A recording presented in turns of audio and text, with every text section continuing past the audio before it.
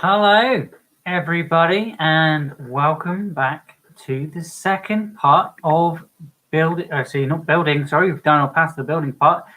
We're now into the second part of painting my blue angel, whatever you want to call him. He has been drawn, as you can see here in the background. You can see the picture that I drew. I was drew well, 2 years ago, at the very beginning of me actually getting books to create. As you know, the characters come on since then. We've made many different polymer clays out of it. I'd show you my fridge, but that would mean moving the camera around too much. But this is what we made over the past month. We created this one. We started with the hands. Oh no, to begin with, we started with, as you all know, Spider-Man, my favorite thing. A favorite cartoon and a favorite kind of animated thing, any kind of thing to do with it, I like it. But I had a plaster Paris Spider-Man, which I painted years and years ago. The hand fell off of it, so I thought I'll try and make a hand. And by the time I've made a hand, I thought, I can probably recover the whole thing. If you want to find out more about that, go and check out the previous videos. And if you can't watch a whole full live stream, then I will be recording it here on PlayStation. So if you guys want to check back just on an edit, then the one will be available. But if you're new and you don't know what you're watching or where I am or what you are or whatever, my name is Blut084, BLUT084 Art and Games. Click the links that will appear at the end. But until then, let's get on with a little bit more of this. But as you know, I like to listen to some audiobooks or some music in the background. I've kind of had my fill of the music that YouTube give free, and Spotify, you always get some sort of copyright thing on that. So I'm going to be listening to another audiobook. Again, if you are a fan of audiobooks, please let me know in the comments down below. Comments there or comments down below, wherever they are for you. But leave a comment down there and tell me what you think I should listen to, or maybe take a character, maybe draw that character, make it out of polymer clay, or I can even make it in VR. If you haven't checked out in the VRs, check out all the playlists, because there are many different creative ways that I create things on this channel. But if games are more your thing, then Mixer's going to be shutting down soon. So there's the thing that I'm going to have to sort out, because I do play a little bit of Minecraft and things over there on that. I might be moving to Twitch, but until then, there'll be some more content here every day on the YouTube channel. Right, let's get the audiobook. No, let's not get that going yet. Let's tell you quickly what I did. Yesterday, I painted all this blue. I've got the paint still in the fridge, like I said to you to do yesterday. I said, obviously, put all it, because I had a bit too much paint left over. So I put it in the fridge, and it should keep it so it doesn't cure or go off, or you would know as dry and become unusable. But we're going to be using the same colors, or as close to the same colors as the picture you saw a moment ago. And then we're going to be sort of picking what color we want to make this lizard here, because I don't like the green on him there. I mean, it looks okay, but I want to sort of offset him from the actual base itself and have the actual character sort of offsetting the whole thing. But if you remember, we made a staff as well, and that's removable. We're going to be painting that. We're going to have to use little details, different colors, and everything off the second drawing that we did. But I made this little necklace that will not fit around his neck. I've tried to put one around his neck, but it just kept falling off, and every time it got warm, like it does in the clay, it just fell apart, and it didn't stay. So what I did was made a little one that goes up on his wing there. Again, I'm trying to think of things that are removable, because like I said, staff will come away, and then he'll hold the very first thing I ever made out of polymer clay. I've been going at this stuff for a while, so he'll hold that as well. My little paintbrush. There are many other things that he will hold. Hey Rich, how you doing there, buddy? Welcome to the stream. Just quickly explaining everything. If you've missed anything, again, go check out the other videos. But just explaining who this is. This is Blue Angel from the picture there, which I drew at the beginning of many years ago. Hello, Anime Toka, I think your name is. But yeah, that's the thing I drew. If you're into anime and you like anime stuff, I have drawn that in the past. I'm thinking of getting my computer and facing the camera at the computer, because I can't record I don't know if I can go live, but I can definitely record things. But anyway, back to the polymer clay. We're going to be making. So we're going to be all we're going to be doing is repainting this one because we gave it a fresh coat yesterday, just a one layer over on the colours that I wanted it to be. Today we're going to be using the same colours, darkening in parts of things and giving it more of a tone and colour. Obviously, you can't really see, but I'll give you a bit of a zoom in there. We made all of this out of polymer clay. We made the wings last week. If you didn't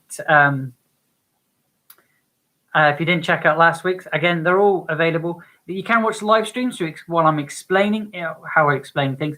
In the live thing, I explain what I'm doing, but in the recorded version, you just get to see how I do it because I speed a lot of things up because this will take me probably an hour and a half to repaint this, as yesterday it took me an hour and a half to paint it all together. But yeah, he has a nice set of wings, which I'm fascinated with wings. I like to draw wings, and I've never really made them out of polymer clay, but that's my go at a set of wings. Try to cover up with a bit of cloth there because I didn't really think the wings and sort of sticking out the back made sense. There's some set of wings. It's got a little tail. Again, I'm going to repaint all this. It's looking a bit tacky, but yeah, the first coat's done. We're going to do the second one today. Leave your comments coming in. I am going to be listening to an audiobook in a moment. Yesterday we were listening to, what were we listening to? A Time of Demons before the end. And it ought to be audiobook part 1. But yeah, it's 8 hours long. We've got up to 58 minutes yesterday. Really? That's all I got up to? 58 minutes listening to that one. So I'm going to be continuing listening to that one. But I've still got the chat in front of me. So if you guys want to leave a comment, feel free to do so. And yeah, I'll answer your questions or answer anything you want to talk to as I'm sort of painting as I go. I will listen to the audiobook because obviously I won't be talking through the whole thing because I kind of need to little concentrate sometimes. So that's why I got the audiobook and that's why I go quiet. So yeah, if you're a fan, this may be not suitable for young people to listen to, but it's fine for anybody that's like a teen or anything like that. And teens and above, it's kind of okay for. I will swear, but try not to with this one. But if you've checked any of the art video, checked any of the gaming videos, you'll know that I like this. Right, let's go. Manasseh, playing from May SMT 110. Give him a paid from the fridge, like I was saying. So he'd all still nice and fresh. Situation as soon as he made sure cold, Cassandra but it's was all not right. in immediate danger. Her car chugged over a hill. The next time Manasseh looked, the demon was gone. Let me know if you can hear that in the audiobook in the background. Manasseh was sitting at a dark corner table in the red carpet lounge.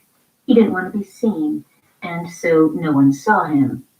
He was there for Cassandra, not there to judge the people drinking and loudly yelling around him, attempting to fend off their loneliness. Then you would have seen what I would draw. Normal collection of humans. For anime. Sometimes you could look at them and know which would survive. What time is it in? What time is it in the UK? It's nearly 3:30. A middle-aged woman was working behind the bar serving. Yeah, nearly past 3. Maggie Sounder had 3 children. I'm assuming you're in alone. America, Her husband, and you're probably like a couple hours behind me, I think. And had run off with another woman. You're in front or behind? I can't remember. I know Australia's in front of me. Maggie was having a hard time coping. Let's move that mouse all the way. Just a wishy. Try not to paint my mouse. She loved her children, but couldn't give Hopefully them you can see okay. I can move the camera around if you teach can't. them about the love of God. But if you're watching the PS4 camera, you can see perfectly, and I'll give you a zoom in. Flirting and looking for a new husband. She believed a man and money were the answers to everything, and if she had both, then everything would be better in her life. An anemic soul barely flickered beneath Maggie's flesh and bones. Faith and God's love were what she needed. The way she was, she wouldn't survive the first wave of troubles if she lived that long. Beyond the windows, darkness and rain had arrived, slamming a storm surge against the glass. Oh yes, of course. You're like that many minutes, across the sky. Minutes away, hours away from us. Rattled in their mountings, and the light show brightened the world. Even with the downpour, the temperature had become warmer.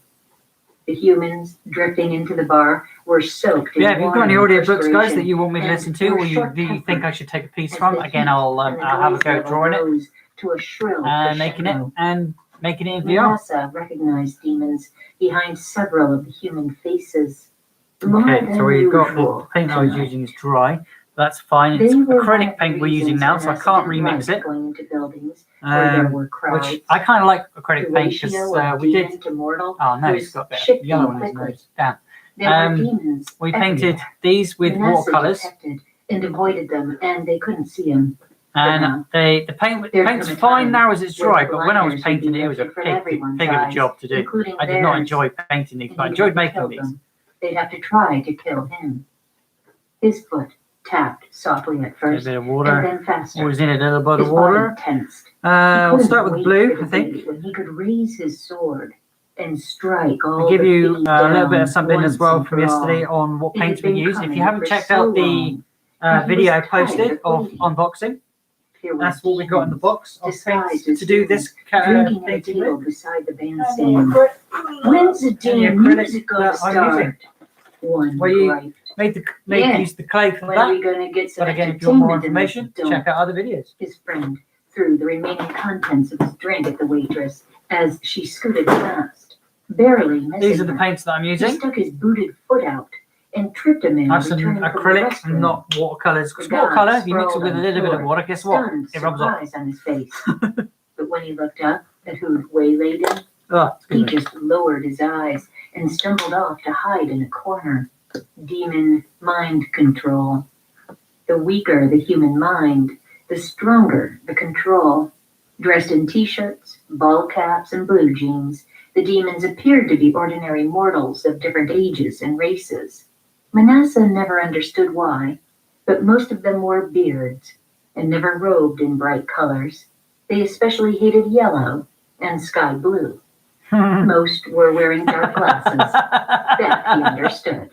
In certain lights, Sorry, their yellow eyes and emptied it's sky of their blue. souls, or when angry, burning like crimson embers, betrayed them. Manasseh could hardly bear to be in the same room. Demons had a stench of burnt blood and ash around them, and their minds were as dark as the place they'd come from. They mingled among men and committed the crimes that made humans cry: arson, wife-beating, torture, and murders. Manasseh scowled. If there was a heinous crime being committed somewhere, there was most likely a demon perpetrating it, or somehow behind it. They were making him angry. He had to remind himself why he was there, and that his first responsibility was guarding Cassandra. It was difficult because all he wanted to do was to exterminate them. Not here. Not yet. Cassandra, guitar case in hand, wandered in with her brother in tow. They set up their equipment, tested microphones, got something to drink, and after tuning their instruments, began to play. The demons were instantly agitated at the sound of Johnny and Cassandra's voices. One of them glared balefully at the girl as another snarled something to his friends, his face shifting into a sneer. Just literally painting it. There's not much I can say about painting other than you make your paint like you did. The colour that you want, and just start slapping it on. And their pretend smiles had no mirth, but he knew their kind. Most of them were cowards and wouldn't hurt Cassandra or Johnny in such a public place. Very important, I found, to put a first coat on first, They usually waited and then go in with the second, because you will always over tap things an omen of things or to come. touch things that you think, oh no, I really should have through the sultry air, painted that, and or I should have mimicked the resonance of been human more careful. So give it a first coat, just to sort of get rid of that white of the clay, or whatever colour you may be using. Perhaps he wouldn't show. Some colours are actually easier to cover over with, obviously, but Manasseh listened to Cassandra and her brother. blue and yellow are colours that I'm going to be using. Yet their Because they're voices my were colours, harmonious. not only and their instrument for my skillful. character, but for my There character was in an innocent GTA, goodness in their the demeanors Blue and the Angels, messages of their the Biker songs. Crew. If you haven't that checked made that out, their performance compelling. there are videos And behind every the week melodies, for their that from souls were GTA luminous over on and Mixer, but shone like I don't know beacons what I'm going from to do their about the eyes. content now, Both now of it's them shutting down. were pure of heart and strong. The brother, not quite as much as the sister. Maybe I should go to Twitch. What do you think of that, guys? Because the future wouldn't be easy for either of them. An hour went by. The songs and sibling banter were entertaining. People drank, conversed, and socialized. Raynor never showed up. The demons behaved themselves as much as they were able, hiding their impatience behind their smirks. No doubt they were planning something wicked for after they left the bar. He was about to see to Obadiah when one of the demons behind him threw a bottle at Cassandra. She ducked before it made contact and smashed into the wall. Another demon flung one and hit Johnny in the head, and the brawl was on. Everyone shoved and kicked each other. Fists and flesh collided. The demons had instigated the clash and notched it up, and that alarmed Manasseh, though it was in their nature to cause pandemonium wherever and whenever they could. They were usually less obvious about it. Another bad sign. The room was an erupting volcano, and people spilled into the stormy night to escape the flying glasses and bottles. Crouched down behind the bar, Maggie shouted into the phone. "Maury, you better get over here quick. There's a big fight and everything's being busted to hell. I'll try to call the police." The phone obviously went dead in her hands. Damn! She dropped it and ran out the door. Someone threw a table through a window, and wind and rain splattered in. Everyone was screaming, slugging each other, or trying to escape through a door or window. One of the demons hurled Take itself at the another two coat, I sailors think, as guys. if it wanted to tear them apart. But not for painting the whole thing, Nimbly stepped just giving it a shade and aside, tone and the stuff. fiend overshot Because this and paint ended up is actually against the going down table, really well, but it's giving me scrabbling a to keep cover. from being booted But by I a don't know bunch what of to do about furious the cowboys.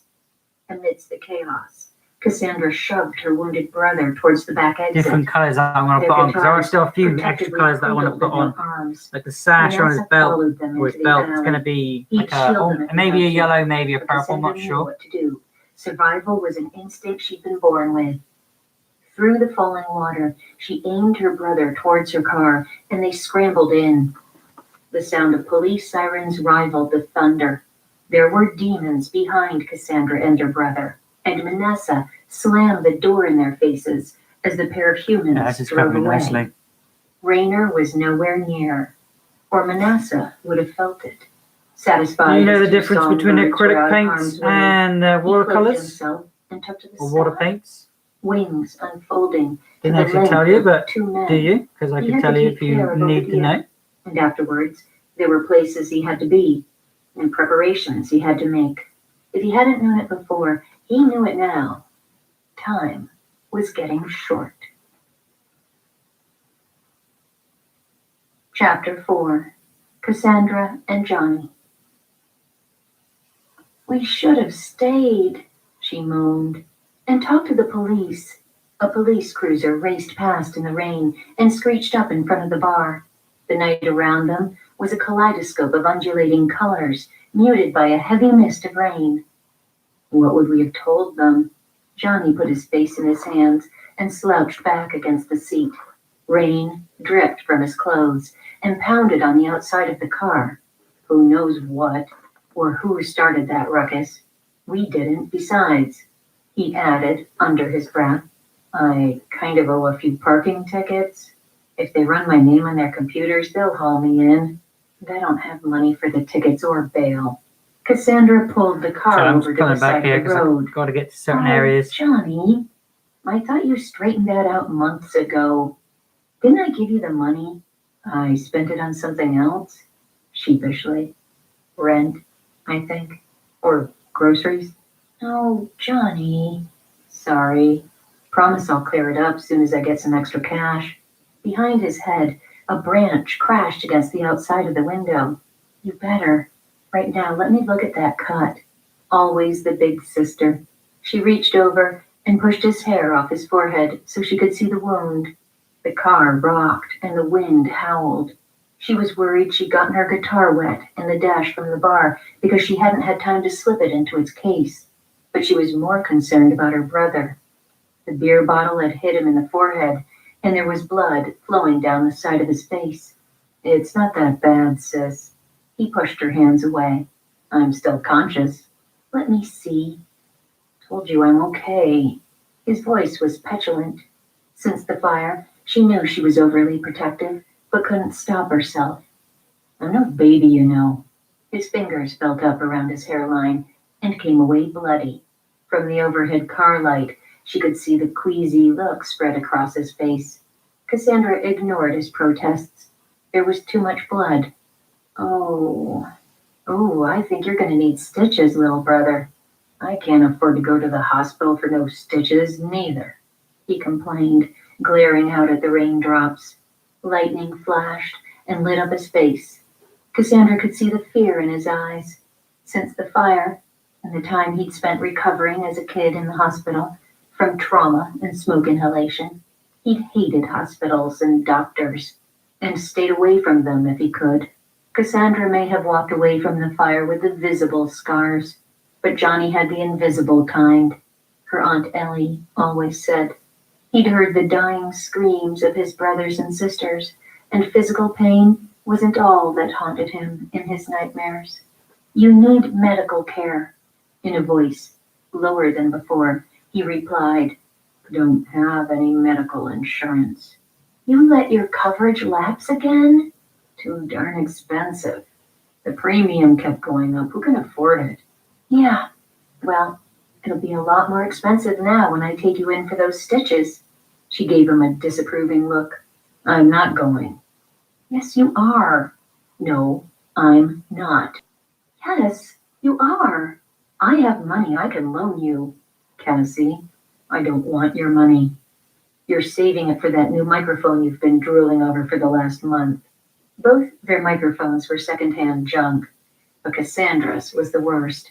It was always squealing during her solo underneath songs. And the back done, you He might tried to change the actually be able to see me do some painting Good now. thing we I've got to grabbed our remix some guitars painting. before Give me the a bar minute. came down on top of us. I wish we'd gotten the rest of the stuff out too. If we're lucky, it'll be there tomorrow. If not, then we're going to need new equipment. You'd better hold on to that money. Let's hope everything will still be there, but that's not what bothers me now. We're talking about you needing medical attention.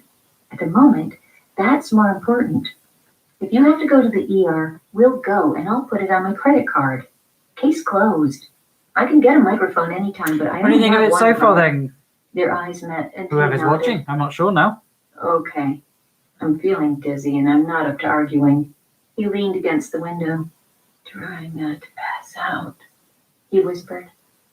In the wet dark, Cassandra thought for a moment she saw black shadows creeping around the car, hiding with the help of the storm, crowding against the windows as if they were peering in. For a moment, she shook her head. It must be her imagination. Her attention returned to Johnny. She turned on the car's overhead light. Let me get a better look at the damage, and then I'll decide what to do. What do you think then, buddy? Is he still here? Tilted his chin up and put her fingers on the edge of the cut. She softly felt along the wound until her whole hand covered it, flesh against flesh, and warmth flickered and glowed around and beneath her hand. It startled her slightly. Her brother's eyes widened, and the pink crept back into his face. Cassandra was puzzled as her fingers for a second time explored his forehead. I could have sworn I felt something for a second. A wound or a deep slash. I mean, there's blood all over you, but there's nothing there now. She tugged a Kleenex from the glove compartment and swiped the blood off Johnny's forehead. There's only blood. No injury beneath it. As far as I can see, you're unharmed. I was wrong. You're not hurt one bit. Then where had all the blood come from? The words died before she spoke them. Strange. There had been some kind of gash there. She'd been sure of it. But she'd touched it. And it had healed. No, that was her imagination too. That was crazy. Maybe a bottle had actually hit her on the noggin.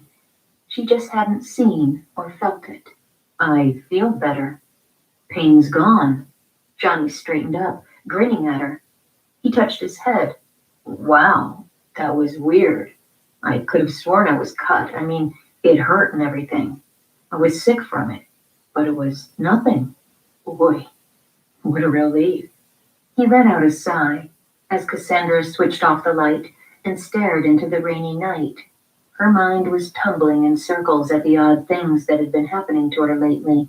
Some small, some large. They all mystified her. What was going on? Her eyes went to the murky shape surrounding the car again. She could have sworn they'd multiplied and were surging against the glass as if they were gathering their courage to attack, drawn to her and Johnny like fire to wood. Another minute. Oh, please. Johnny, it was nothing. You're fine. Well, we can't say that about Maury's bar now, can we? That it was nothing? She breathed. Beneath their conversation with her brother, she was beginning to feel uneasy, as if there was something wrong, something else, something close by that could hurt them, would hurt them if it were given the chance. The shapes slinking away low to the ground. She wanted to leave. No, it was a mess all right. We might not have a joint to sing at once the rubble settles. My thinking exactly. I still feel bad about us running away like we did, but she couldn't risk her brother being taken in for questioning, of being accused of participating in the fracas, not with all those tickets he had over his head and the blood all over him. Tomorrow we'll see what's left of the place, find out if we have a job anymore. Cassandra put the key in the ignition, her intuition of danger nearby making her hurry, and turned on the car. She switched on the headlights, and the shadows scattered as she drove off. Her thoughts were on the men who'd tossed the first bottles in the bar. She'd glanced at them as she and Johnny had skedaddled, and thought she saw what she'd seen before. Not human faces, but grotesque, leering gargoyle faces. The worst so far. Had someone drugged her soda? Snap out of it, she chided herself, and thrust the images away. The car turned towards Johnny's apartment. It's looking There a was bit nothing wet, else to but do but go home. Call it a I'll night. give you a zoom in closer In the to the morning, end, they'd see Maury. or when I finish this coat of Apologize for blue. running out like they had. Assess the destruction, retrieve their belongings, and see if they still had a job. After being silent for a while, Johnny asked, "What was that bar fight about anyway? Did you see who started it and why?" "I think those guys at the front table to our right started it." "Oh, the ugly ones with the facial hair and sunglasses? That would be them. I guess they didn't like our singing." "You think? But hated it enough they had to throw glass bottles at our heads?" Johnny chuckled. "A little much overkill, wouldn't you say?" "I would." She shrugged and twisted the steering wheel. They were pretty drunk. Could be that's the explanation. You know how some people get when they drink too much? "Fighting mean." Johnny rubbed his eyes. "Just our luck. Shame they had to trash Maury's bar, though. Thank goodness he wasn't there tonight. He would have tried to break up the fight."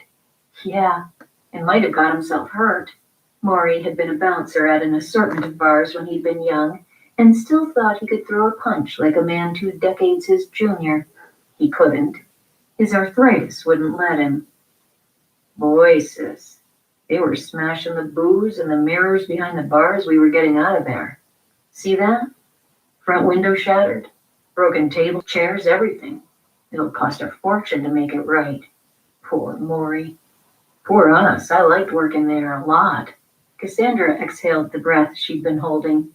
"We should give Maury a hand cleaning and fixing it up if he needs it. That would be a way to assuage her guilty conscience a little, for hightailing it as they had." "For a price, right?" She sent a sideways grin at him, not taking her eyes off what was in front of her. "I suppose we could ask for some money.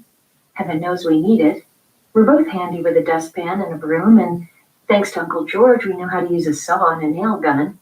Their uncle was a carpenter and had taught them well, believing a person could always use building skills, and he'd been right. They'd saved a load of money by remodeling their uncle's house themselves. She didn't want to worry her brother, but the rain was coming down so hard. Going in amongst the wind hood so now. strong, I'm sorry, I'm hardly listening stay to this on the book, really street, getting much into less this. see it. The wind shimmied the car all over the place, and ending up wrecked in a flooded ditch Told you I would, somewhere though. wasn't what they needed to end their perfect night. "First thing tomorrow, we'll go in and offer our services to Maury." Oh, I should have done the Francis. hands first. "I think Oh, we well. should. Least we can do." Right then, what she wanted was to get her and Johnny home. Get safe and dry behind solid walls. Forget about the strangeness of the night they'd just come through. Climb into bed and sleep. "You think Maury's going to pay us for tonight?" Her brother was making funny doodles on the foggy window with his fingers. Cassandra laughed softly. We played less than 2 hours, Johnny. Maybe he'll half pay us since 2 hours is half of 4. Be better than nothing. I need the money no matter how little it is. You, she retorted, always need money. Doesn't everyone? He quipped, but there was weariness in his voice. Gosh, I'm tired. Being caught in a bar fight takes it out of a person. I'll say. And seeing her. Yeah, there's the second coat down. Again, it's obviously touched bits that I didn't want to touch, and that's why I'm thinking I'm going to have to come back and do extra bits. But there is a way of drying that out a little bit. So I might get my hair dryer and see if I can get that. I'm showing the other camera there. Get that all dried out a little bit. Because I want to do the base. I could do the base and the wings, but I can't do the hands or the face. Because what I'll do is I'll end up putting some paint in there and getting all that dark paint with the lighter blue here that I want to do, and then it end up being a mishmash of tones and things I don't want in the right place. Or maybe it will, I don't know. But no, preview experience, that doesn't happen. What do you think of the playlist there? Oh God, your name is really hard for a dyslexic person to read. I'm going to call you Mr. Apple, because I think I know who you are on TikTok.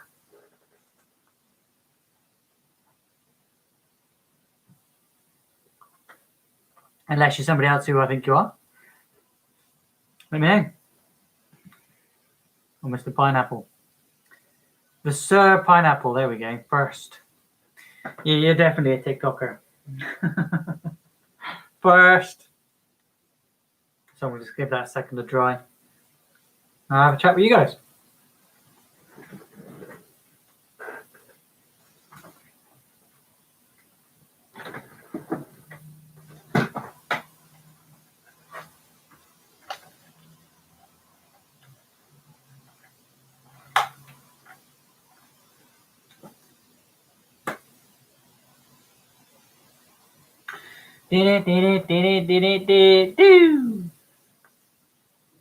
Brother Hurt had taken it out of her, but he hadn't been hurt, thank God.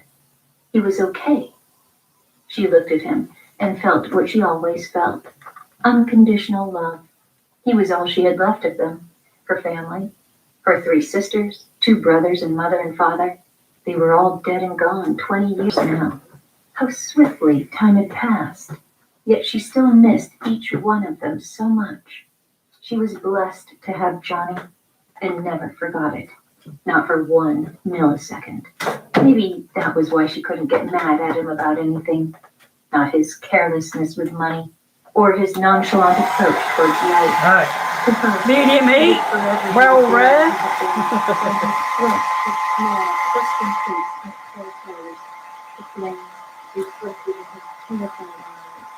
As she led him from the burning house that night so long ago, she'd saved him then.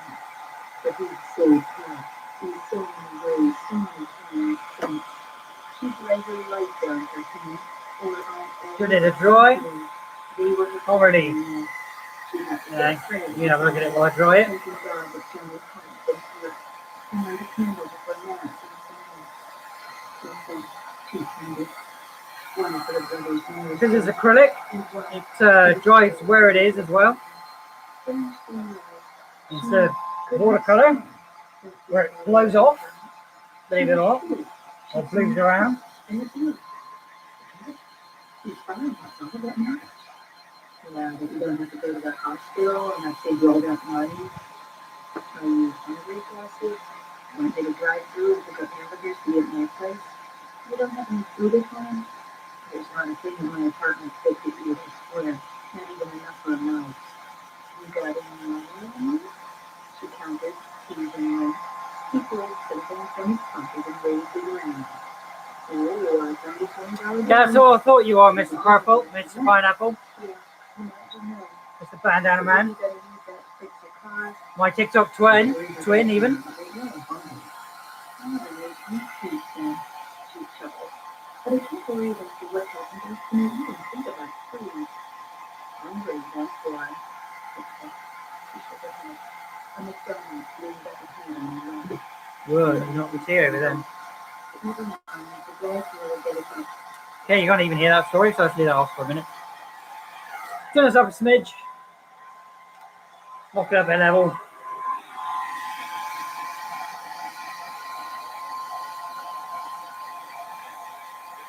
You can have another look at what my aim is and what I'm making.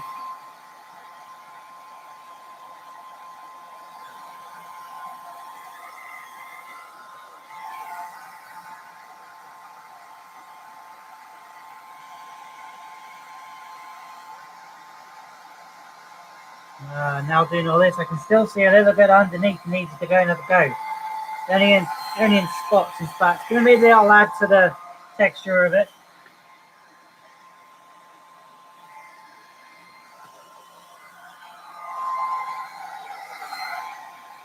That'll do, pig. That'll do.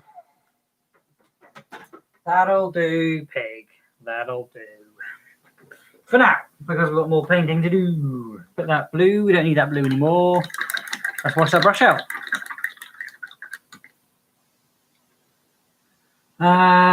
Should we do wings? Wings are very soft now, though, so they might be a bit pliable, so I can move them around, give a bit more of a. I want a yellow paint because that's yellow there, whereas that's a bit more orange than I wanted. That's more that color, which I don't really want. I was trying to for like a glowy, goldy color because this orange, which we got. This orange we got was very fluorescent, and I wanted to use it and see what happened when I did.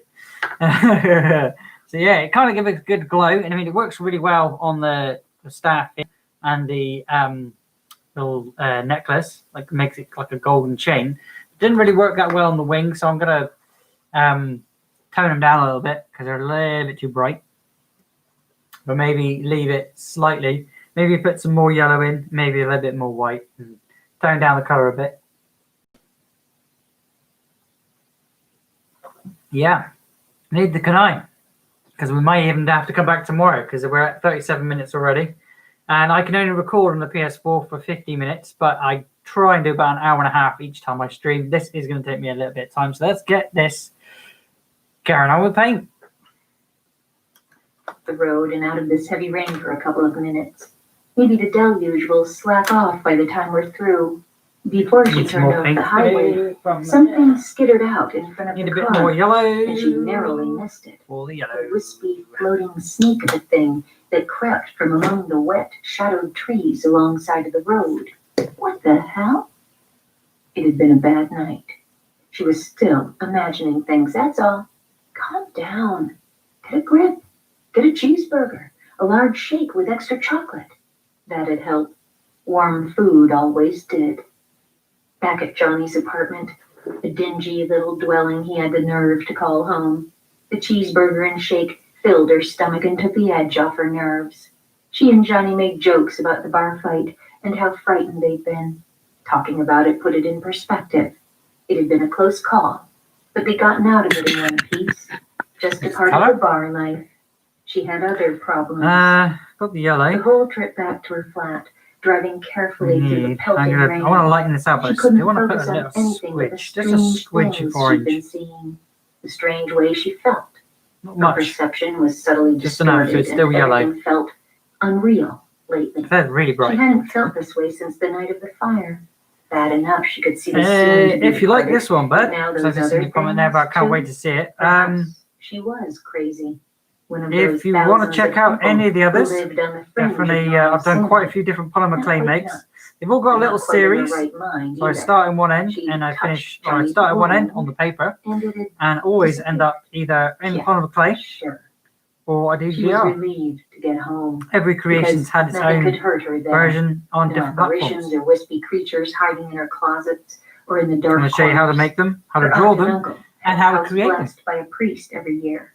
She was protected there. Let's get on with some yellow. Right, I'm a bit dubious about Chapter yellow, 5. but Cassandra. that's looking okay. Parking the car, Cassandra would have made a run for the outside stairs to her residence, but seeing the lights on at her aunt and uncle's, she detoured and knocked on their door first. It was just after 11, so they might be awake, Or her uncle, anyway. A night owl, he often stayed up to watch television, while Ellie went to bed early. Her uncle answered the door with a smile. "What the heck you doing home so early, Sweet Pea? You two didn't get fired, did you?" Once he'd been a big, tall man, whom the passing years and hard times had shrunk. His long, iron-gray hair was streaked with white, and his kind blue eyes were rimmed in age lines. But his caring nature and smile were always genuine. "No, we didn't get fired, but I didn't feel like going home yet. I need to talk. If you put a pot of coffee on, I'll tell you all about it." "I was thinking myself how nice a cup of Java would be with those cinnamon rolls I made this morning. Got 'em from a can. You know, the kind you tap on the sink and it pops open? But they're not bad. Sit down. First I'll fetch a towel so you can dry off. You look like a drowned kitten." He hobbled out of the kitchen. His legs must be hurting him again. "Start talking," he said from the other room. "My hearing's the one thing that hasn't gone yet." That's what he thought. Lots of times she'd say something and he'd mishear it, but she'd never tell him that because she didn't want to hurt him. As she settled into a kitchen chair, her uncle returned with the towel, tossed it at her, and stood at the sink making coffee. His hands moved slowly, and his shoulders sagged. It was awful, she thought, watching him get old. "We had a bit of trouble tonight at the bar." She dried her face and hair. "A couple of yahoos decided to start a free-for-all, Can't see what I'm and the place got a doing. little busted up, I'm afraid." "Anyone get hurt?" "Nah, don't think so," she fibbed. No sense in upsetting her uncle with the truth. Pain in the wing. "You two okay?" Takes me bloody She ages. didn't tell him about wrongly Making him thinking seem John worse. had gotten hurt. She didn't tell him about the men in the crowd whose faces melted to reveal monsters underneath. Oh no, she didn't tell him any of that. "Sure, we left before it got too rowdy. It was only a fight." Another lie. There had been massive property destruction, and people had gotten hurt. She'd seen the damage, heard the shocked cries of pain. Her head was spinning from the bad memories. "Oh my," he clucked as the coffee began to perk. He took the rolls out of the microwave. Cassandra liked them warm. "You two had quite an exciting night. At least there were no casualties except for Maury's bar. I hope you still have a job." Her uncle placed the rolls on the table. "Me too." She'd had enough of talking about the fight, so she picked up a roll and sunk her teeth into it. "Thank you. These cinnamon buns taste so good. They hit the spot. So, how was your and Aunt Ellie's day?"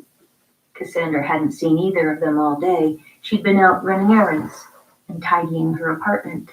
"Uneventful, the way I like it. Ellie helped me make breakfast, did the cleaning up by herself, and was fine company for most of the day. Until after supper, when she threw a fit and broke a couple pieces of our best china because she thought I'd called her a name.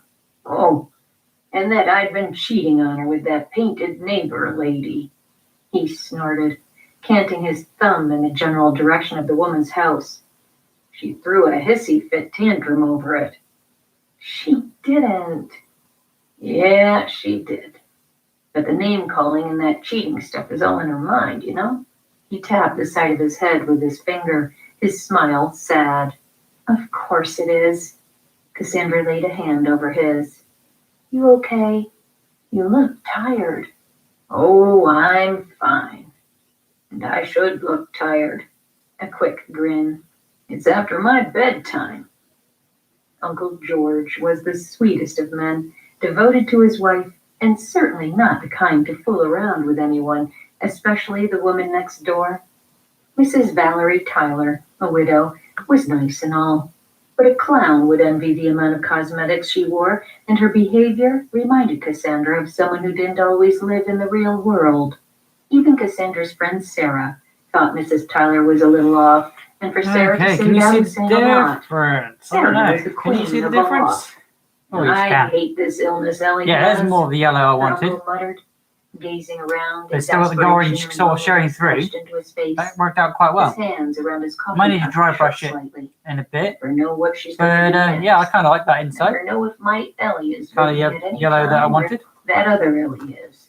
He referred to Ellie's acting I'm out. still going to need to as give it another the coat other though. Ellie, the one who Maybe was I'll dry it and then faithful, slap a little bit of colour on that. childishly bad. The one who was showing herself more and more each day, though they rarely talked about it openly, and Ellie hadn't actually been medically diagnosed, because her uncle kept putting the tests off. They strongly suspected Ellie had early Alzheimer's. It ran in Ellie's family. Her father and her late sister, Mabel, had it.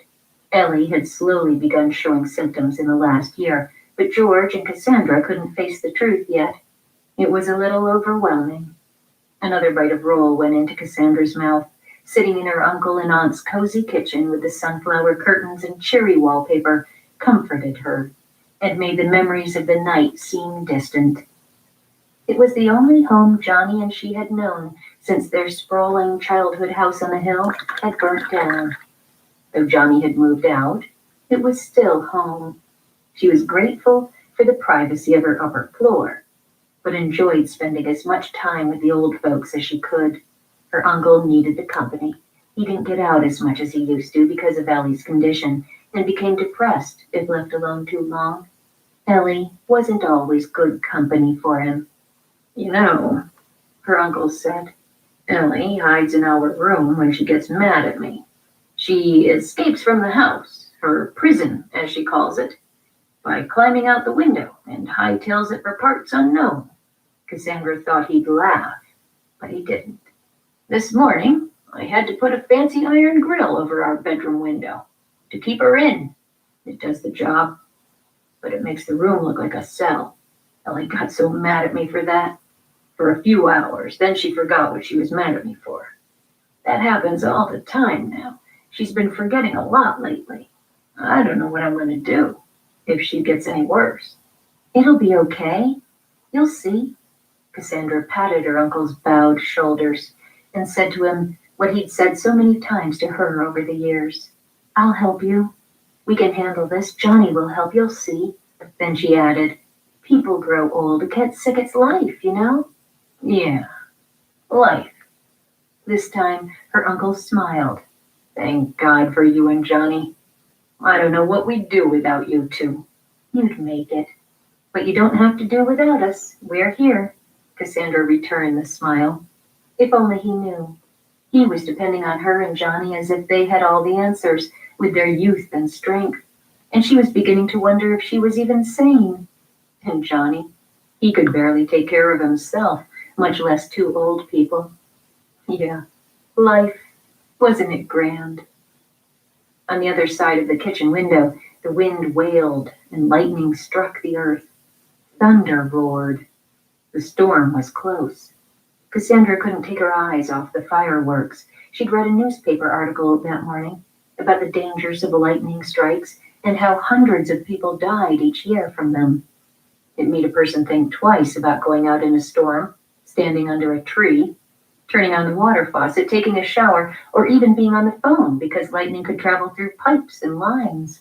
If a person thought about it too much, along with the other horrible things that could happen, it'd make them want to jump off a bridge. So she tried not to think about it. Some weather we're having, eh? Her uncle's eyes had strayed to the world beyond the windows as well. He was fond of storms, the power and flash, while his wife was terrified of them. Wild. Real wild. Wasn't sure I was going to make it home. I couldn't see a doggone thing, the rain was so heavy, almost had a wreck. The next lightning bolt lit up the room and her uncle's wrinkled face. This weather? 'Tain't natural, I say. These storms have a mind of their own. Not like normal storms. They make me itchy in my own skin. But it's prophesied that the weather will be terrible in the last days. Here they went again. He had that look on his face, and Cassandra got ready for what she knew was coming next. Her uncle and aunt were devoted churchgoers, true believers in the book of Revelation. Oh. Rainstorm jumping. That is 50 minutes. That's not the end of the stream. That's just me having to stop the recording on the PS4. So then I can re-record or make another recording. As that's all I can record for. That's as long as I can. Give me a second. But he accepted the sunrise in the morning. He didn't preach nonstop. He talked softly about it when someone asked. That's all. He read the whole Alexa, series. stop. The tattered paperbacks were now tucked away under her living room coffee table. She hadn't had time to read them yet, but she planned to, someday. But her uncle and aunt truly believed. You need to read those books I gave you, he said, right away. I know, she mumbled under her breath. There isn't much time left. She didn't actually swallow that truth. She merely humored her uncle. People had been saying for millennia that the end was near, and would probably be saying it for millennia to come. God's time clock, she reckoned, wasn't anything like man's. It's just a storm, Uncle, that's all. But listening Alexa, set me 50 minutes on a timer. 50 minutes, starting now. No, I don't think so, he replied. Booyah! All right, we're back. There's a smothering heaviness Back to the to air, the paint. and the clouds are so odd, darkly layered and angry-looking all the time. The rain is so torrential.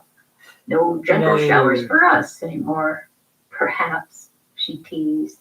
You should start building an ark, huh? He played along. Or a bomb shelter beneath the house.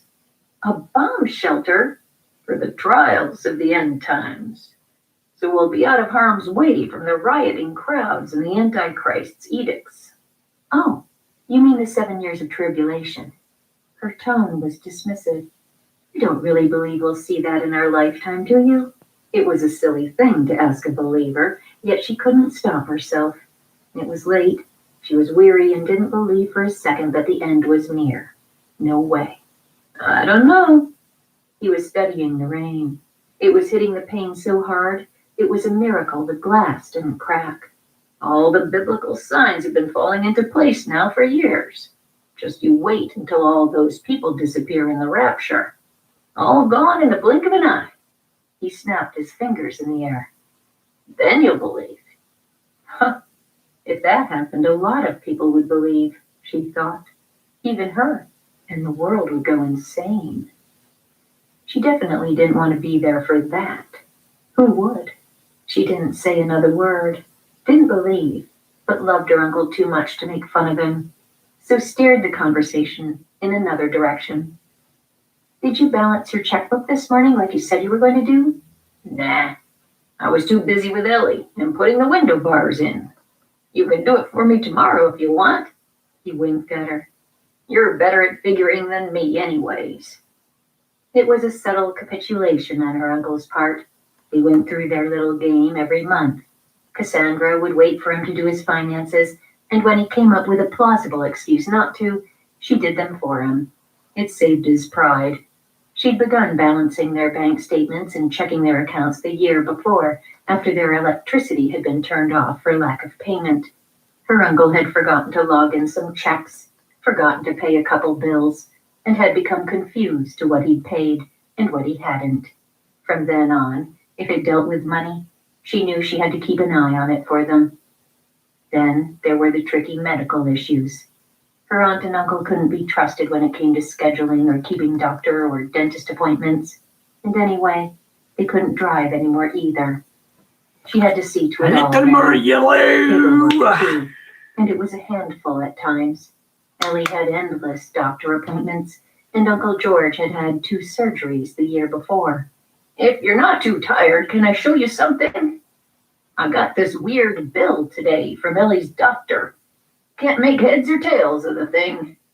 She didn't hesitate. Okay, sure. Let me look at it. He fetched the bill. They drank more coffee, and she did her best to explain what the endless columns of figures meant, but it was so full of the usual medical gobbledygook, she could hardly decipher it herself. Couldn't they make these things any easier to understand? They saw plenty of doctors, and there were a mountain of these are not bills and real bills to sift through. Lately, they never seemed to stop coming. and made her ache to have a big old bonfire. Stupid hospitals and insurance companies. The phone rang. It was Johnny. I knew you'd be with Uncle George. I tried your flat first, and when you didn't answer, I figured you'd be downstairs. I'm just checking up on you and them. What with all this bad weather and all. Yeah, and after the crazy night you and I had, right? You got it. Johnny's voice was hesitant. It was a weird night, wasn't it? I'll say. But we're all okay. I got home without being swept away by the winds or the rain, and glad I did. The storm's worse now.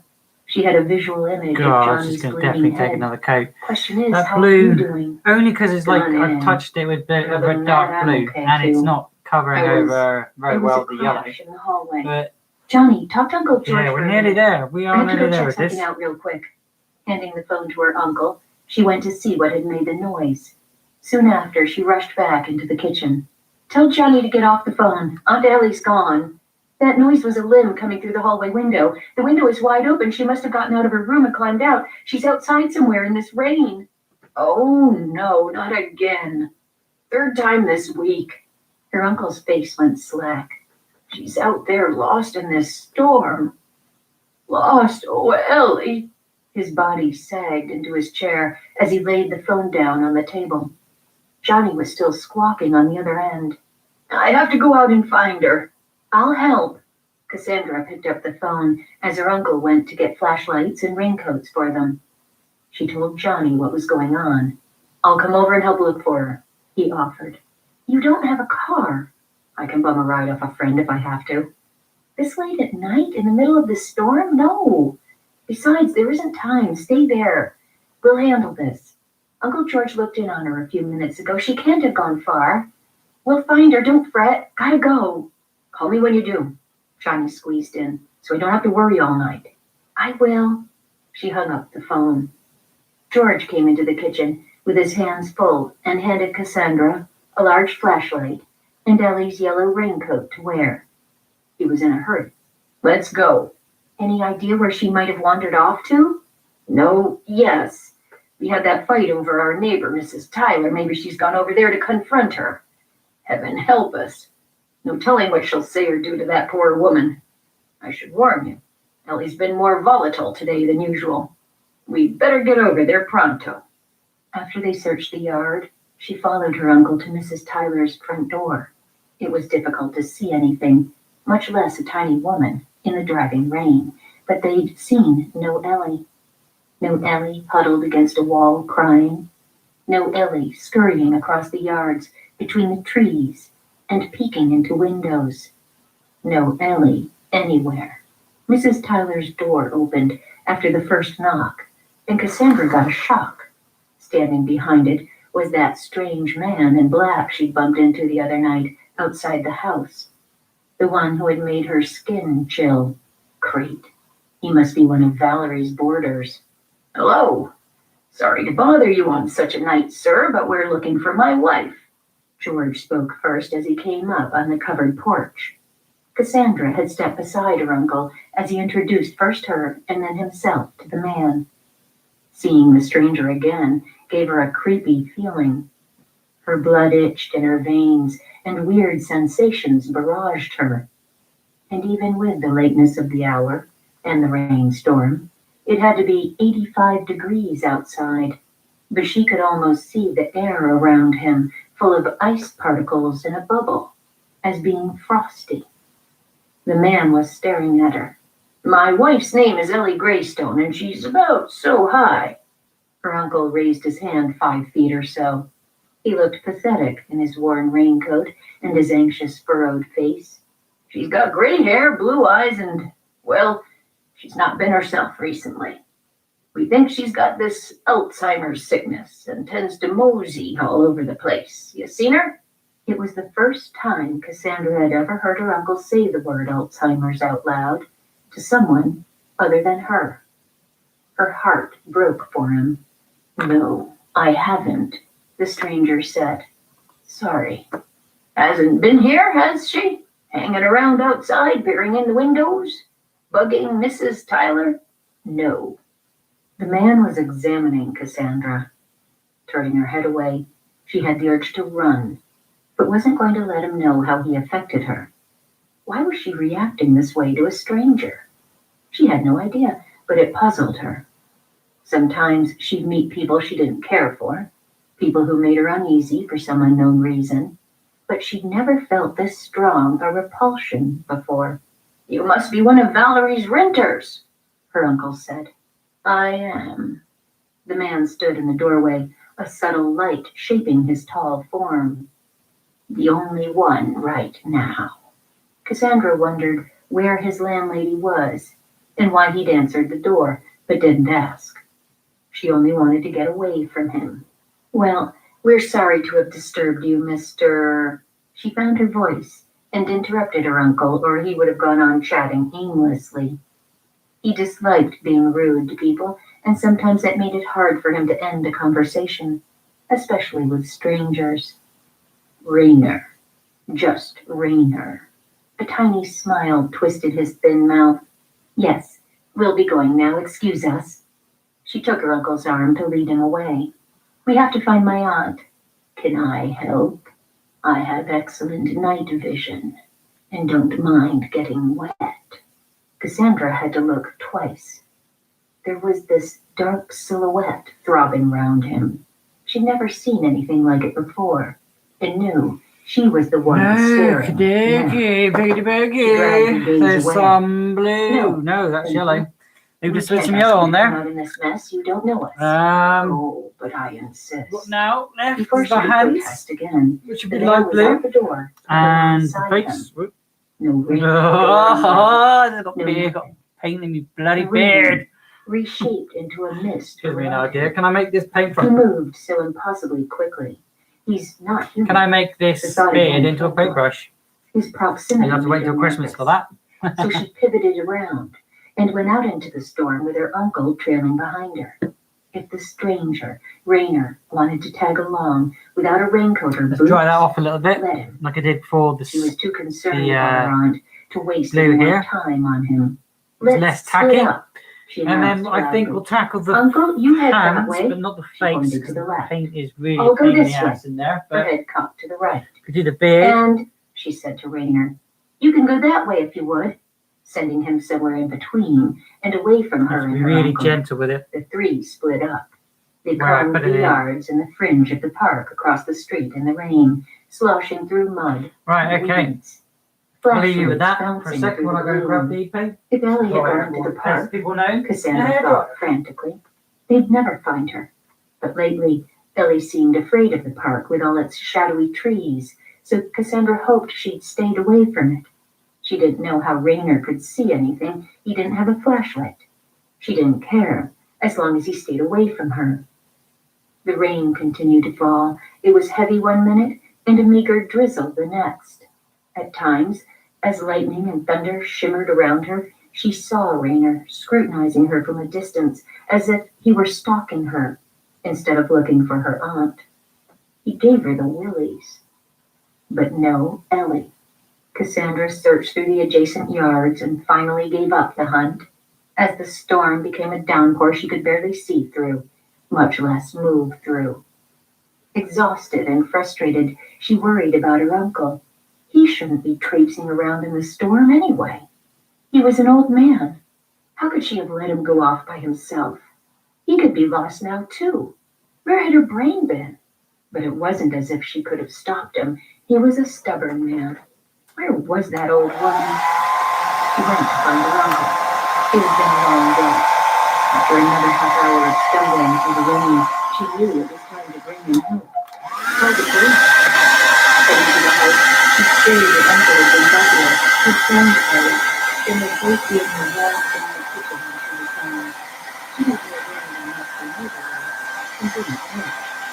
Under the circumstances, Charlie Boulder leaped to the road. He was round on her personal dresser, walking across the front yard of doors to the mountain. He saw her uncle leaning on her face when she was window, holding a soaked, muddy, and swirling head. He stared. The window was running towards them, and she noticed flames in the shadow through the park, with Reuben having a lantern. Reuben, seeing the door,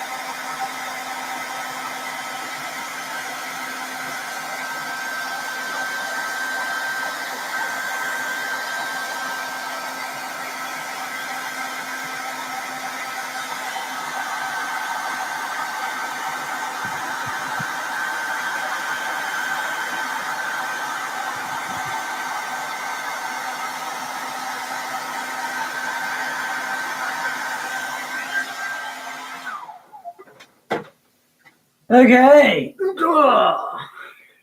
Back in. What I might need to do, though, is go over it again. I think I go over that yellow again. Now I've dried it enough-ish. That's enough in certain pots. And then just get a little bit more on those darker patches because it's going to take a while to get rid of those, I think, or a couple dabs in those areas. Well, I've got the paint already here. I want to do them. Just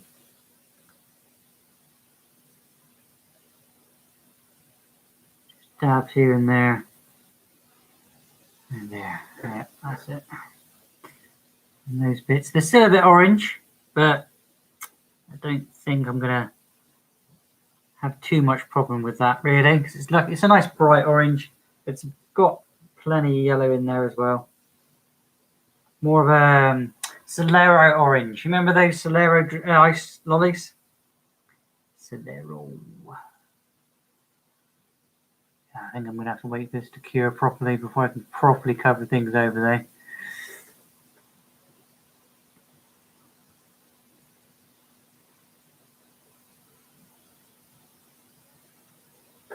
Yeah. Gonna have to cure a little. So I have a little cure. Little patches where it needs Dunkins. Go around it a few times because it could be a spot where you've missed paint altogether, especially where something's got a gap or a crease or a curl.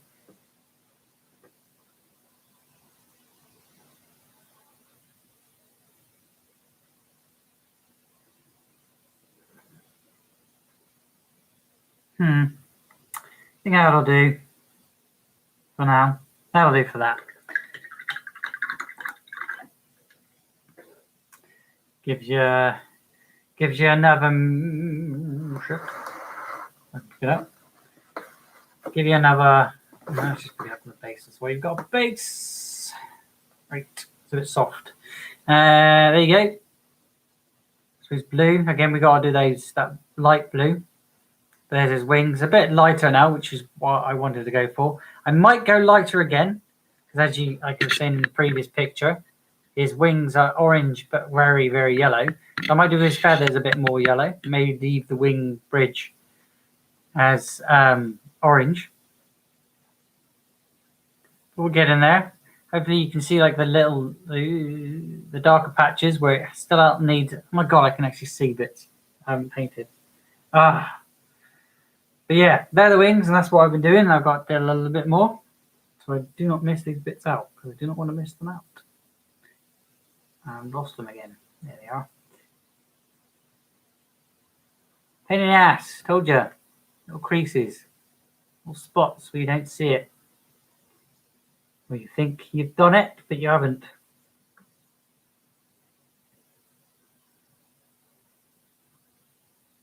Just because I couldn't get in there with the way I was sitting my hand. But now I can because I can see it.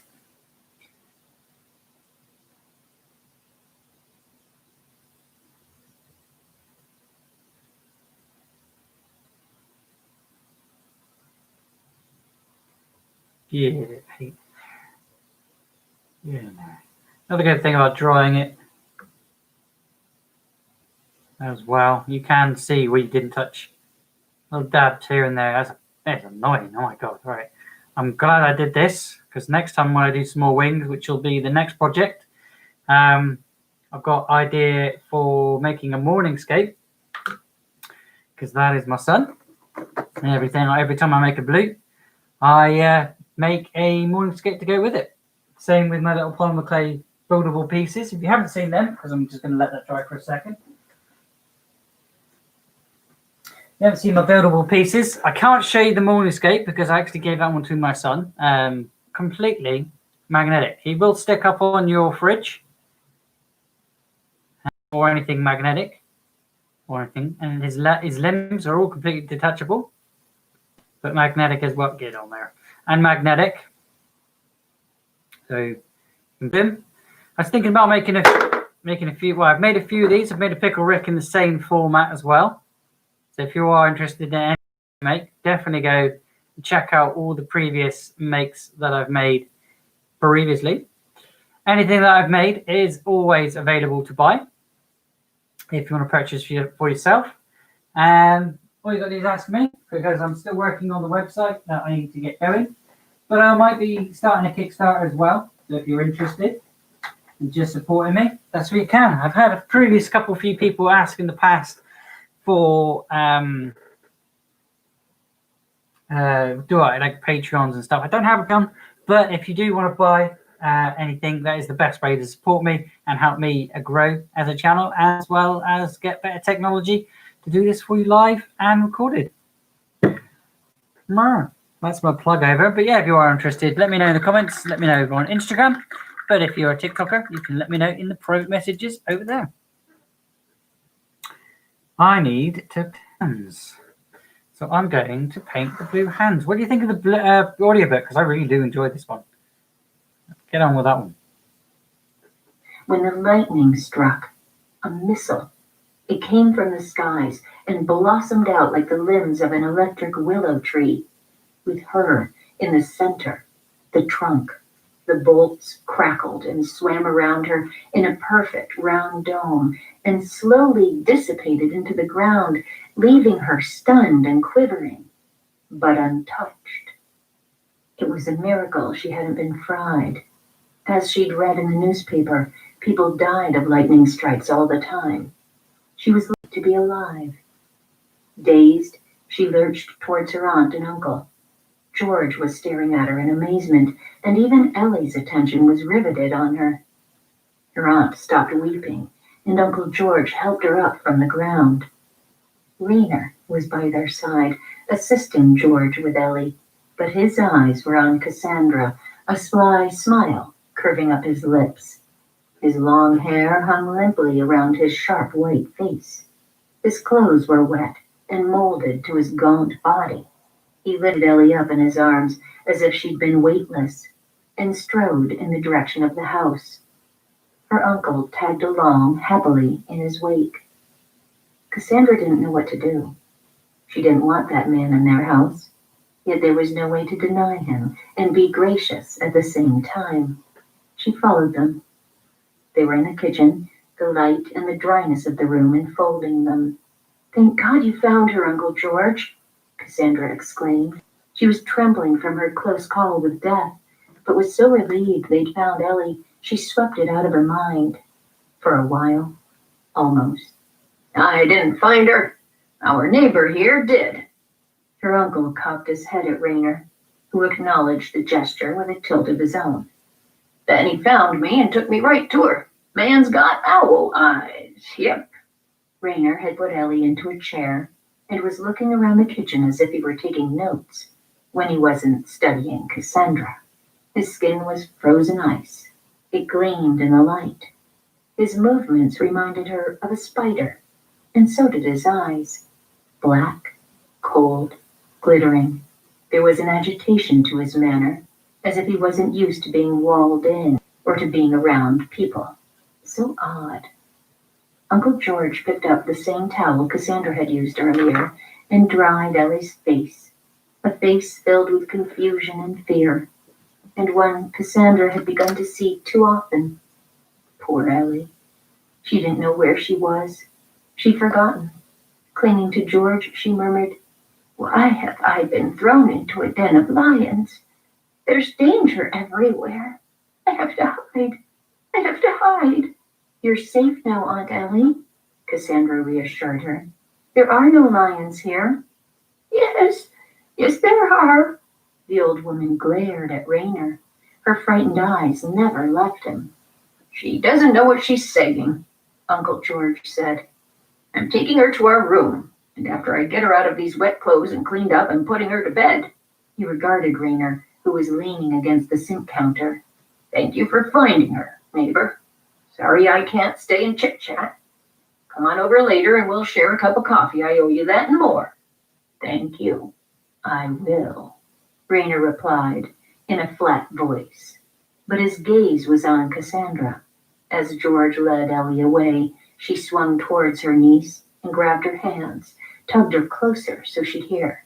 "Sorry I led you on such a merry chase," she chuckled, the twinkle of the old Ellie hiding in her eyes.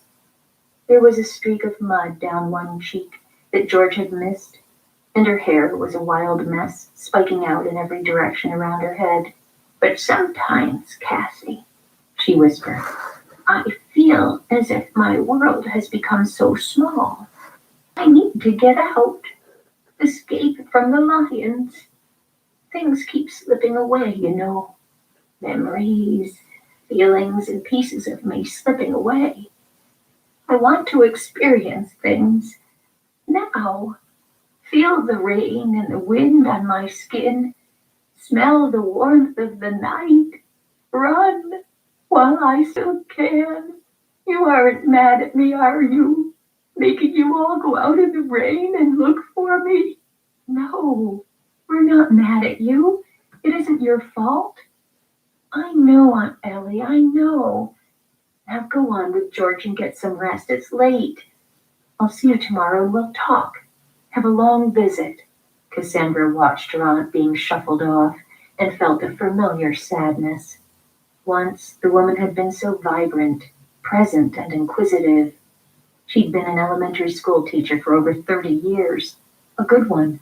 Now, half the time she didn't even know who or where she was.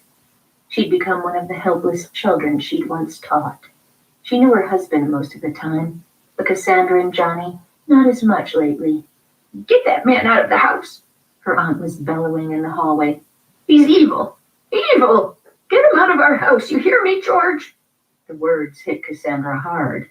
She knew who her aunt was referring to and stole a look at Raynor. Ellie's accusation hadn't fazed him. His expression was as blank as a rock. Sorry, she isn't herself, but her aunt had said exactly what she'd been thinking. "I see that." There was no compassion in his voice, no humanness. His eyes had no pupils. He wasn't moving, hardly breathing. "Thank you for helping us. You didn't have to, so thank you." She couldn't say his name and lowered her eyes so he wouldn't see how uncomfortable she was. Like Ellie, she wanted him away from her, out of their kitchen, out of their house. Okay, right, that's the... But something I don't know where to touch it now. There. There's the light blue. Again, it's a little bit fresher.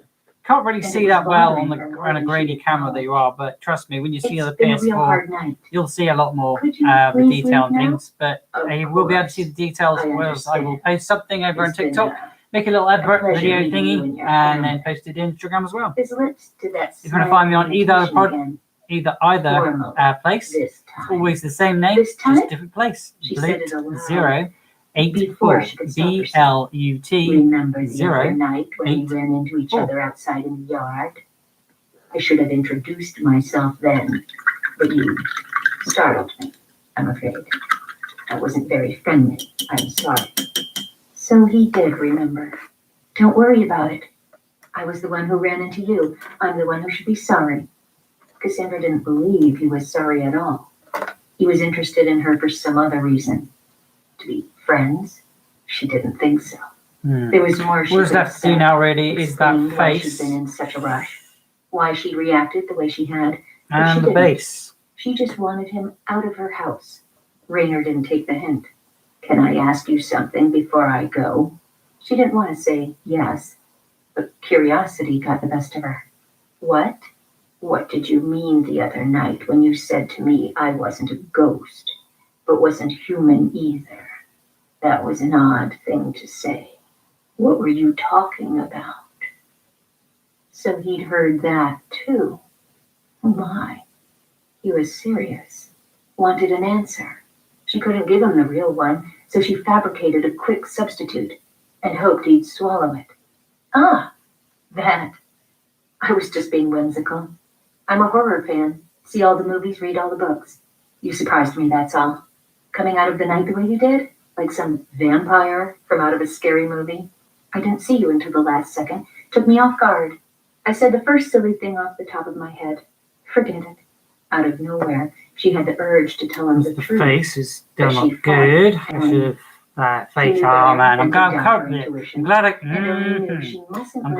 covered up the face with his hood, because I wasn't a great fan of his face. I saw the lightning or the way I made it. Cassandra. Put in your bed and You saw that? She answered way too quickly to hide her surprise. It missed me. I was really lucky, I guess. It's just the He face. arched a dark eyebrow at her. I want to do the And she green had the base, notion he was and willing then to do something. I think I'm going to put a That's splash what really purple happened, perhaps? on the lizard dragon It thing. wasn't working. Ah, my mistake. I was sure it hit you. And it looked almost as if there were some sort of protective shield around you. Like a force field. She lifted her shoulders, casually brushing his remark off. She didn't want him to know she was as amazed by what had occurred as he, that she had no answer for it, along with the rest of the eerie stuff that had befallen her lately. At the moment, with him examining her, she didn't want to dwell on it. She purposely cleared her mind. Yes, that's science fiction, isn't it? If it had hit me, I'd be dead. You didn't see it right because of the rain and wind, that's all. It missed me. She opened the door, stood by it, making it clear he was to leave. Good night, and again, thanks for finding my aunt. We really appreciate it. He was waiting for something, but she gently sent him out into the rain anyway, closed the door, and finally released the shutter she'd been holding in for so long. She phoned Johnny to let him know they'd found Ellie. I'm so relieved, he said. I was about to call a buddy of mine, get that ride, and come over there, storm or no storm. Well, you don't have to. Everything's okay, and both Ellie and George, I think, are in bed, which is where I'm going to go as soon as I get off the telephone with you. They talked a few more minutes. Cassandra wasn't going to, but something made her tell Johnny about meeting Raynor. How strange he'd made her feel. She told him about the lightning strike, though she made it sound as if it had only been a close call, not a direct hit, and not half as bizarre as it had been. She confided most things to her brother, though she hadn't said anything about healing his wound or seeing weird things in people's faces. Yet. Johnny knew about the apparition in the cemetery. He thought she could be slightly clairvoyant, and that was how he explained her seeing and knowing strange things. Huh, he didn't know the half of it. Wow, you've had a heck of a night, haven't you?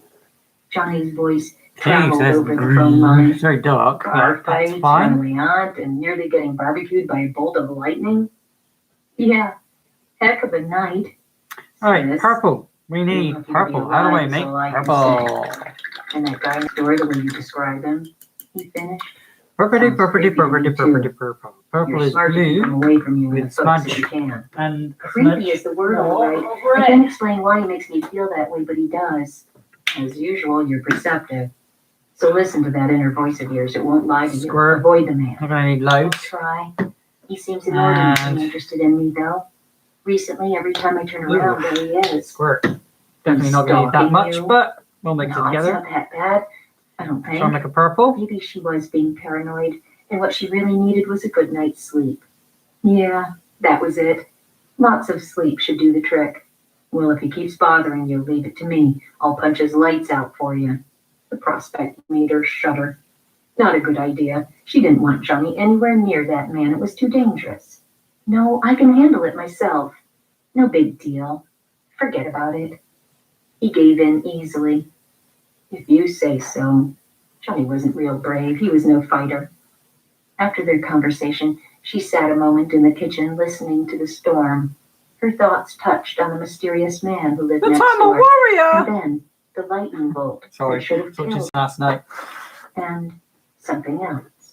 During the lightning strike, she could have sworn there'd been this other man loitering in the shadows beneath the oak tree.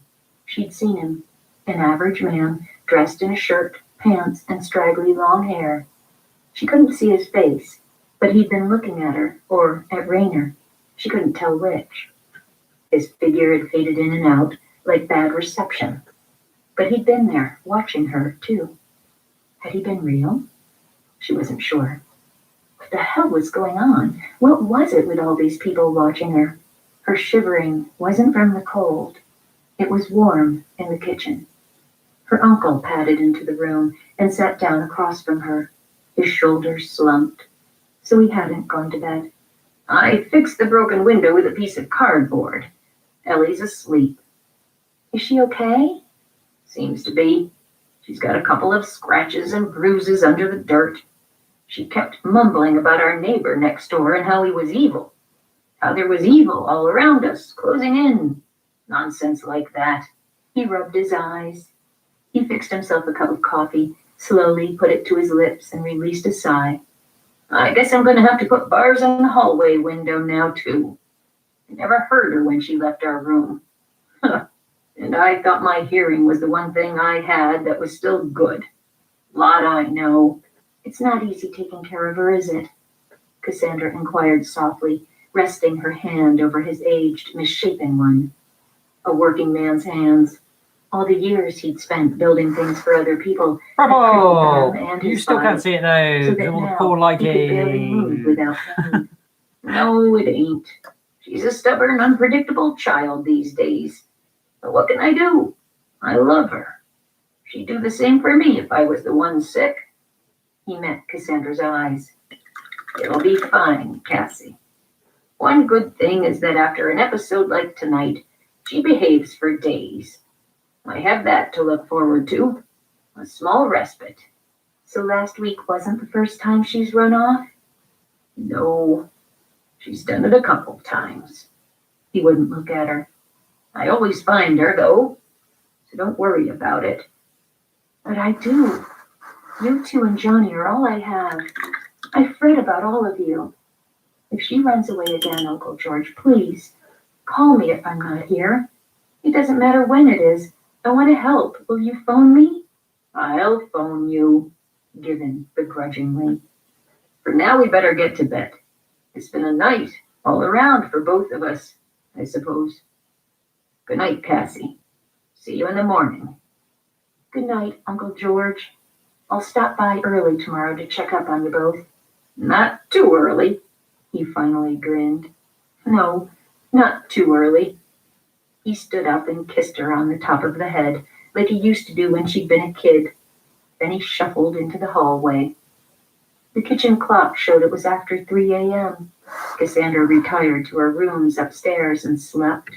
Her dreams were full of bar fights and men in black who sent lightning bolts down to try to kill her. Men hiding behind trees and ugly monsters hiding behind human faces.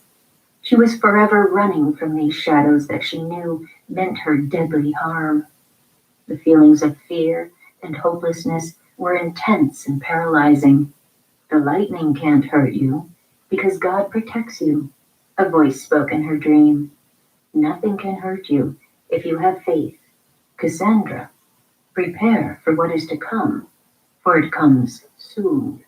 In the morning, her mind was fuzzy. She couldn't recall the nightmare precisely. There was a burning city in it, she thought, and hideous creatures with huge wings of all things. Huge Flying up wings high and in the hideous sky. Or not. fangs! There'd been these ugly things in the woods, man-like, but so vicious. They couldn't have been human. Then the images simply fled from her head as they always did. She couldn't recall much of the dreams at all. She only recalled that they'd been disturbing. The nightmares were another reason she feared there was something wrong with her head. Only crazy people dreamed, thought, and saw what she'd been dreaming, thinking, and seeing. Right? Only crazy people. And of course, she didn't want to think about that either. If there were 2 nutty women on Uncle George's hands, he'd freak for sure. Chapter 6. Rainer. Rainer brooded. The lightning had hit her. He'd seen it. But the electricity had been deflected as if the woman had some sort of protection around her. No matter what she'd said, it had happened, and in his long centuries, Rainer had never witnessed anything like it, or anything that had astounded him more, except for that wispy being that had emanated from a dead woman's carcass. Both incidents meant something, but what? Who was this Cassandra Greystone? He couldn't control her with his mind as he could other humans. She wouldn't obey him. He'd tried, and nothing. She'd looked at him as if he hadn't willed anything of her, and as if she knew he'd tried and failed. Perplexing. After Rainer left the Greystones' house, he'd prowled the streets of the city. The storm and the lateness of the hour had emptied them. Okay, I'm going to pause the audiobook there so we can come back tomorrow and do some more because I've got more to do. Well, a little bit more, not too much, just another refresh, another coat, and another bit of the Time of Demons Before the End audiobook. This is a really good audiobook. It's on YouTube, so I definitely recommend going and getting it. But let's give you zoom in and quickly show, if I can pick it up, quickly show you on the PS4 camera there. I'll give you a full look over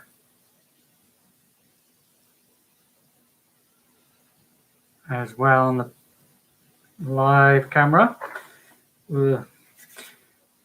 That now. Oh no, I can't. Right, okay. There we go. Like I was saying, the face is a little. Yeah, there we go. Like I was saying, the face is a little bit gaunchy, but I try to paint that a little bit. Can't actually get in there very well because the paint and stuff around it's a bit wet, so I didn't want to touch and get it like all mixed in together. Wanted to be a light blue, like his hands here, and that hand will hold the staff, which again we've got to paint that one in a minute. We could do that one quickly. They're the wings. There's his sash and things. A little bit extra detail. The dragon, as you can see, is now going to be purple, but it doesn't look great. It's still a bit wet. Paint always looks better when it's dry. So don't forget to tune in as his little tail. Tune in for the rest of this tomorrow. And if you want to learn how to build one of these yourself or draw one yourself, you can do in the Creation Station playlist. Otherwise, check out all the other creations that I've done in previous videos, and I will see you in the next one. Don't forget you can tune in for the PS4 edit, and that will be in a lot better quality, a lot better visuals. The sound might be a little bit tacky because I've got a re-record sound over the top of it. Otherwise, guys, thanks for watching. My name once again was Blut084. BLUT084 Art and Games. Do you want me to carry on a little bit more and paint this? I'm just doing all the outros and shit. Do you want me to paint that a little bit, or should I do that off cam? I don't know. All we need is brown. I got brown here. There's a bit of slap on there. Literally all I'm going to be doing is a slap over the top. So let's quickly do that before we leave today. I can't do any more painting on it. This one is ready to dry. Okay, righty. Me brain.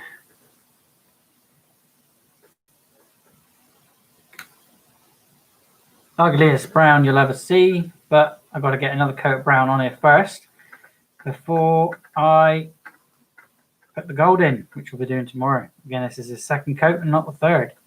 Third will be tomorrow. We'll get all that done.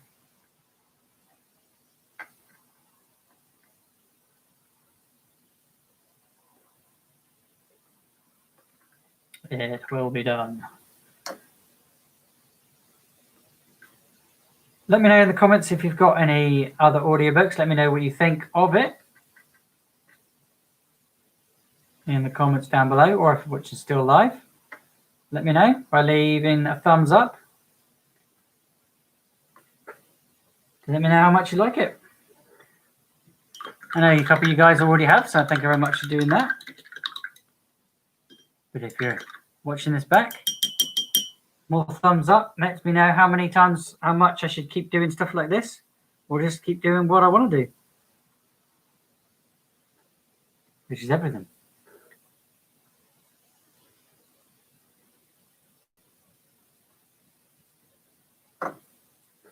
Wow, that yellow is very not yellow.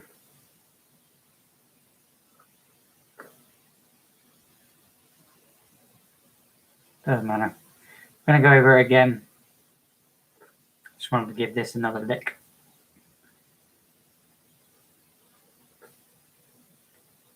With another colour. Doesn't matter if it's a little bit brown, hopefully.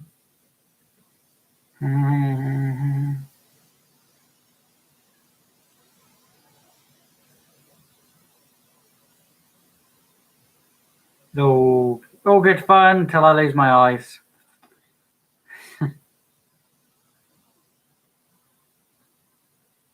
Yeah, it's only another lick. I ain't going to touch that because I kind of like that the way that looks. I might do a little smidge of white we've got in, which I don't really. It's all been mixed now, but a little splodge over top.